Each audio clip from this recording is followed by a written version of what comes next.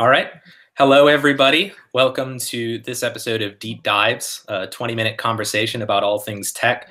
My name is Rob Osell. I'm an engineer at ThisDot, and today I'm honored to have Gil Tayar, who's a senior architect and does developer relations at Applitools. And we are going to talk about visual testing, and we're going to talk about Applitools, and we're going to get into it. And we're going to do it within 20 minutes. So that's the format. So all the conversation we can fit within 20 minutes. So Gil, are you ready? I am. Hopefully. All right. Well, here we go. I will start the timer and feel free to start now. Let's dive right in. Okay. Visual testing, Applitools. Whoa, this is a huge subject. I will do the 10,000 feet thing first, and then we'll zoom slowly into visual testing and talk and demonstrate what it's all about and what Applitools has to offer. First of all, let's talk about testing in general. I mean, why do we test? And the answer, from my point of view, is fear. Whenever I add a line of code, delete a line of code, or refactor some code, I'm like afraid. And the way I remove that fear is by writing tests, so that the next time I add code, remove code, or refactor code, I won't fear that anything bad has happened. So testing for me is a way to remove fear. And for me, not testing is like fear-driven development. And up to now, wherever I add code, remove code, and refactor code, I was fine, except for one place, CSS and markup.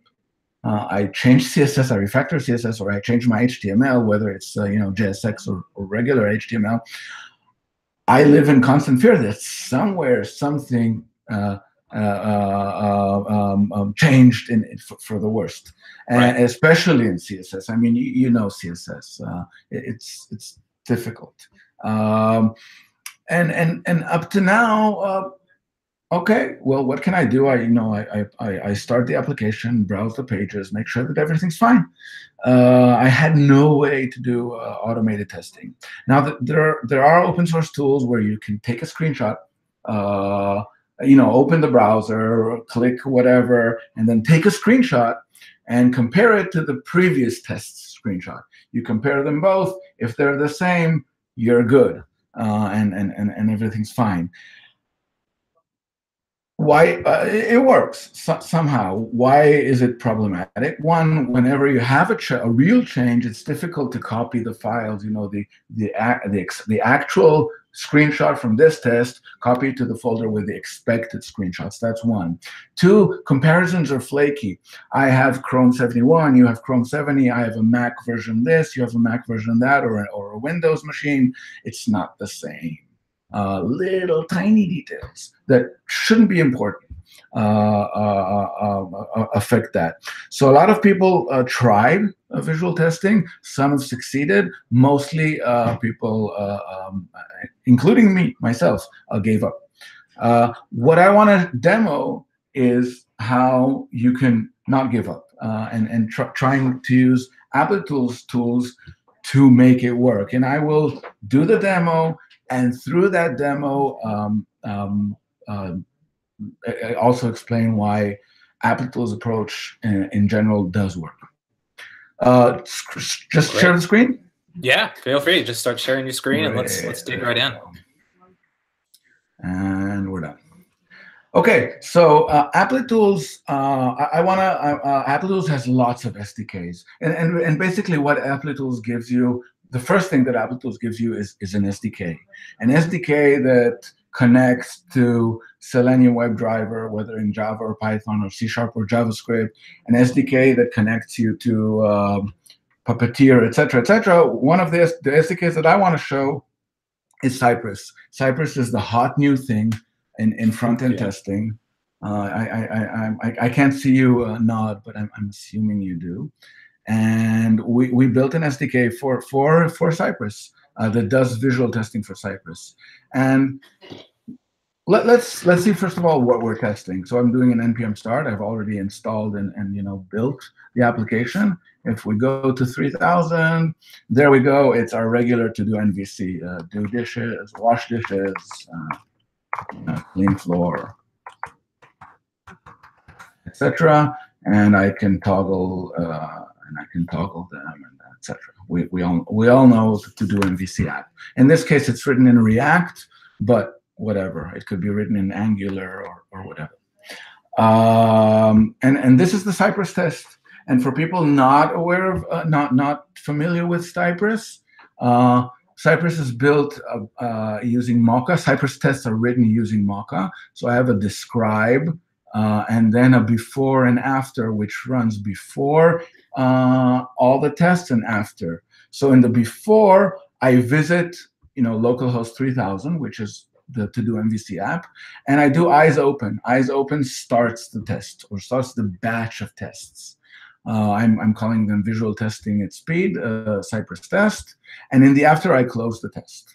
That's about it. Now in the its are the tests. I'll skip this one for a second. This should show a couple of to-dos correctly. In this it's checking that no to-dos are shown correctly. So what it's doing is calling sci.eyes check window. Eyes check window is part of our SDK. It's a plugin above Cypress. In Cypress, you can add commands to the existing commands like get and type. You can add your own. Obviously, our SDK adds the sci.eyes open, eyes close, and eyes check window. So sci.eyes check window basically takes a screenshot of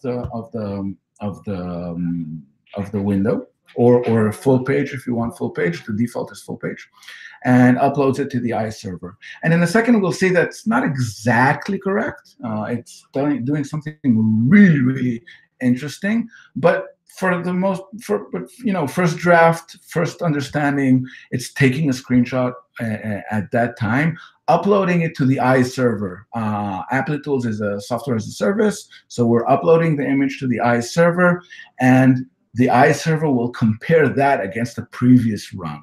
If there is no previous run, then it's a success. It always assumes that the first run is a successful run.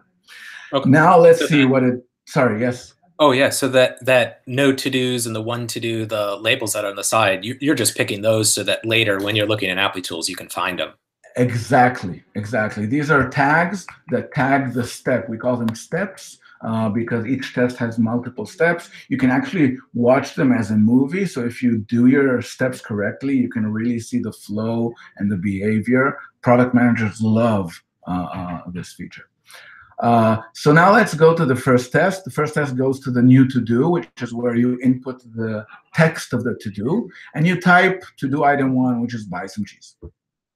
And type enter. That creates a to-do. Great, we have one to-do. Let's take a snapshot, a screenshot. And by the way, if you think of that, when you do visual testing, you're also validating the functionality of the app. Because instead of checking whether that to-do exists and whether it has the correct checkbox and whether it has this and this and this, I just take a snapshot of the page and with one line validate everything, even things I didn't think about. If for some odd reason adding a to-do kills the title of the page, odd, I know, but these things happen, then we will find that out. Regular validations probably won't. And then I add another to-do, do another screenshot, another to-do, another screenshot. The third test is add a to-do, toggle all of the to-dos, and then check that all the to-dos are marked as complete. This is not a full test suite. For a full test suite of to-do MVC, I would probably need something like 10 or 20 check windows, something like that. It's not a big app, but still it has some kind of logic. So this is the test. Now, first of all, how do I use the Applitools SDK? The Applitools SDK, I already did it, but it's just an npm install -save dev because it's a dev tool at applitools/eyes.cypress. That's it. I just do enter, and I have eyes Cypress installed, and we're done. I've already installed it, so we'll just have to wait. And obviously, okay, if you were doing, if you were hooking into Storybook or any of the other SDKs that you guys have, obviously, you can look on the site for the list of the other tools to use. Oh, definitely. And the README for this npm, if we go to npm.js/eyes.package /eyes.cypress. I remember these URLs, but Google it, you'll find it too. Then you have full documentation for everything, the whole shebang, as expected in today's npm world. Okay, so let's run it. I will run Cypress. Obviously, what I would do is hook it into some kind of npm run test Cypress, or inside npm run test. It depends on whether you want to run it on the side or as part of the regular test suite. And then you do, but I'll just use npm Cypress open, because I want to open Cypress to show the whole thing. There we go. This is Cypress. This has nothing to do with Applitools. It shows you the list of files, test files. In this case, there's just one spec file, the test file, and let's run it. What we can see, Cypress is really cool in that it doesn't work. Nope, yep, my bad. We need to do npm run test.cypress. Test.cypress, npm run eyes. Yep, test.cypress. And the reason is because I need to also run the application alongside Cypress. So I'm doing this parallel run and then doing Cypress. Oh, I don't want to do Cypress run. Oops, and the test is running and it's failing. Ooh, this is really bad. Okay, npx npm run. Let me see. So while we're debugging that, I'll remind us that we are already 10 minutes in. So these deep dives go very quickly. Yeah, I know. Eyes.cypress. I noticed. Don't worry, I'll get it. Eyes-Cypress. This is that adrenaline that all developers love. You're yes, minutes to the demo and yes. Okay, this is better. And there we go. So Cypress is really cool in that it shows you the test and it shows you the commands for each test. So you can see the visits, the gets, and the types. You can see it's really, really fast. And you can see that the eyes check window are really, really fast. It's not really taking a screenshot, and uploading it. It's basically, we'll get to that in a second. And there we go, 20 seconds. Now let's go to Cypress. And we will close this. We will go to Eyes Applitools and see the results of the test. Hopefully. There we go. Visual testing at speed. We have you have the 5. I'll show it in this way. We have the 5 tests, and you can see the 5 tests in the running and with the whole thing. So that's Cypress. By the way, if we had a difference, and we don't, and if I have time, I'll do that, then we would have seen it in pink, and you could have confirmed it as this is a good change, or you can say, yep, this is a bug, and make it good. If you make it a good change, then that means that this is the baseline for the next. So one of those options was accept the changes for all similar regressions. So yes, this is a really, really, really cool feature. It's not here. It's on the test itself. There we go. On the test itself, you can accept similar changes here. What this does, let's say I have a header, And in the header, I've changed the logo. So now I have like these 30 screenshots where it's all the same change. If you click here, it will group all of the changes that are exactly the same to one change, and you can accept it all instead of going each and every one and verifying that it's only that change and accepting or rejecting it. This is a really cool feature. Another really cool feature I would love to show, but it's like 20 minutes, is what we call root cause analysis. Here you can see, we don't have any diffs. You will be able to see the difference in the HTML and the CSS that generated the difference. So if some CSS, you added a property, added a width, added an overflow, whatever you did, and that generated a diff between this test and the previous baseline, you will immediately see what that CSS change was and immediately understand the bug. This is invaluable in terms as a feature. So we're not only seeing the diffs, we're seeing the diffs in the CSS and the HTML. Okay, so Cypress, I was talking previously about how we're not actually taking a screenshot, and that's true. What we're doing here when we're running ICE check window is we're taking what is called a DOM snapshot. A DOM snapshot is the HTML of that page and all the resources, all the assets aligned with it, the CSS, the fonts, the images, the SVGs, whatever. We're uploading that to the server in a very efficient manner so we won't upload the same resource twice, and taking screenshots in the server, in our what we call the visual grid. That enables us to parallelize everything. So all these check windows are actually rendered in parallel in our grid. And if we wanted to check different widths, like for iPad width and iPhone width and desktop width and Retina width, then all these would have run in parallel. So if this test runs 20 seconds, if I had 10 more check windows and like 4 more browsers and widths, it would still run roughly around 20 seconds. We get the parallelization of the cloud and to make your visual testing be really, really fast, because we know that the one thing developers love is being really, really fast. So let's see a change. We have time for making a change and see that change happens, right? Yeah, we got 5 minutes. Let's break some stuff and see how we broke it. There we go. So let's break some stuff. Obviously, I've prepared a break. I've changed the H1 style. I changed the color to green.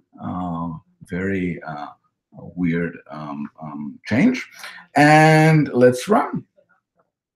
And I'll do the same run again because I am not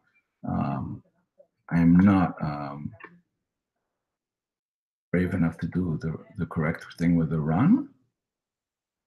And let's run. And it's the same test. Have we built? Do we need to build? I don't think we need to build.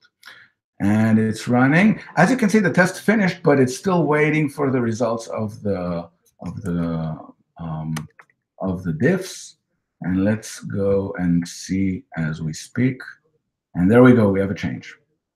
Obviously, we have a change in the headers. As you can see it, in the minimum, in the small previews. And if we go here, we can zoom into the features and see the change. Let's try root cause analysis. Ooh, let's see what the change was. Hopefully it works. See, this is a really, really new feature. It's in preview. Yep, here we go. We have header H1. This is the path to the header, and we can see that a style color green was added. This thing is the computed style, which shows us that the color of the final color has changed. But the important thing here is that we added the style color green, so we can immediately see what the problem was. Because the changes were all in the header, we can click on the group steps by similar differences. Our AI engine will do the thing and group them, and we can just confirm them or confirm that these are bugs in one single step. Let's do, yeah, we have still a bit more time. So I will go to Applitools config.js and I will say, look, I don't want one browser in one width. I want to check it also in Firefox at the same width. And I want to check it in Chrome in let's do a smaller width. Like, what's the smaller width? 600, whatever. Okay, 600 by 800. And we'll run it again. So now what I'm doing is I'm taking the same test. I'm not running it 3 times. I'm running it 1 time. And what the visual grid will do is it will take that rendering and run it in Chrome, Firefox, twice in Chrome at different widths, and once in Firefox in one width. How much time do I have? About 2 minutes. Oh, this is really visual testing at speed. There we go. So the test finished. Now it's waiting for the renderings and the diffs. It should take, again, about 20 seconds, not much more, maybe a little bit more. There we go, even less. It all depends on the visual grid and how busy it is at that time. And let's go and see. There we go. We have another one. It's still unresolved. As you can see, we have 2 Chrome 70s in different widths and 1 Firefox. And there we go. Why is Firefox not showing headers? Because these are new. These are new images. It's each baseline, each width has a new baseline. So from Applitools' point of view, it's the same. It's new and it's okay. So we have all these 5 tests running basically 3 times in different widths, different browsers, and the visual test is taking the exact same amount of time. Now, I have 1 more minute. Actually, I think we just dinged time. So 20 minutes goes by fast, and it's a cruel format. But yes, it is. Yes, it is. But yeah, so we'll pause there because that's a perfect place to break. So that was really informative. I think there's some really cool features there. I think what struck me is just how easy it was to set up and actually get it running. There wasn't a lot of there as far as config files and additions to our tests and things like that. So that actually was made it really easy to follow. Thank you so much for showing us that, Gil. Just for everybody else, thank you for joining us. Thank you for watching this. If you want to know more, you can find Gil on Twitter at Gil Tayar, Giltayar. And again, my name is Rob Ocell, an engineer at ThisDot, and you can find me on Twitter at Rob Ocell. That's ROBOCELL. So thank you for joining us on this deep dives, and we'll see you on the next one. Thanks. Bye.